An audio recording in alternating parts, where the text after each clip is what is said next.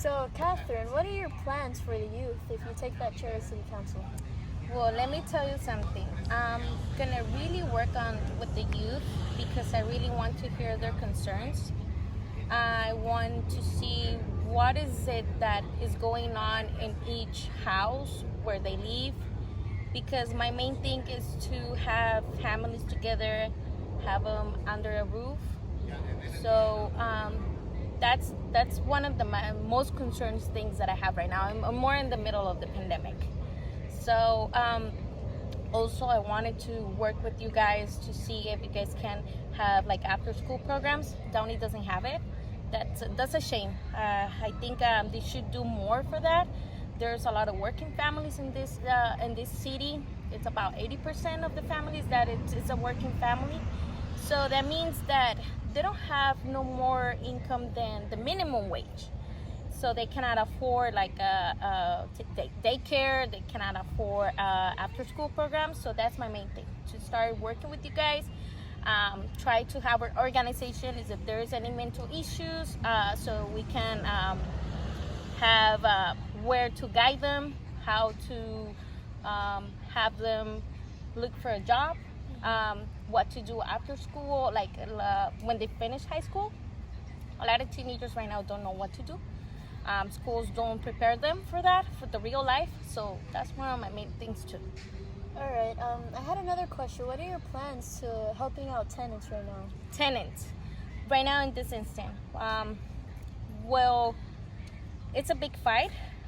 What I'm trying to do is to keep them in home. So if anything happens to any family that is going through an eviction or something, I'm gonna make sure that they stay in their home. So that's pretty much it. That sounds good. Thank you. So I also want to talk about the veterans, the elderly, and the disabled people that lives in this city. I'm actually disabled. You don't see it from outside, but it's totally inside.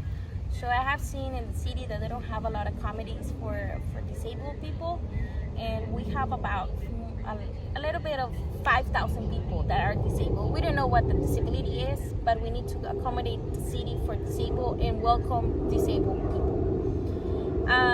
For the veterans, we know that there's a lot of veterans that are homeless, so that's the main thing, to give them housing, how to prepare them as well, to bring them out from the shadows, because they're just forgetting about them. And we need to work.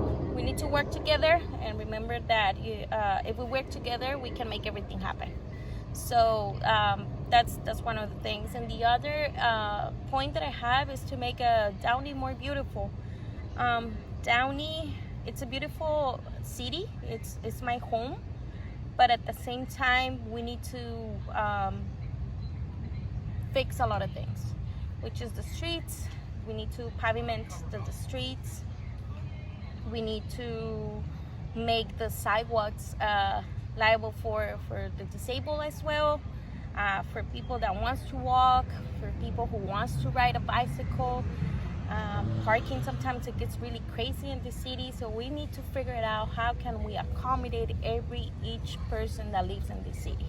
So hopefully, if I get into that chair, believe it or not, I'm gonna work for you. That's a definitely thing. I'm gonna work for you. I'm gonna work for my community. I'm gonna work with you guys' hands, because that's the main thing. I'm not gonna be doing things behind nobody's back. I'm gonna be grabbing your hand, talking to you directly, and see what is the issue, and make it possible to fix it, not to just hear you and just leave it alone. No, we need to fix it. So that's my main thing, and I work from my bottom of my heart, because this is something that I've been doing for a long time. This is not new. I'm actually an activist for our elders, for our community. No matter what color you are, no matter where you come from, but I'm gonna be there for you.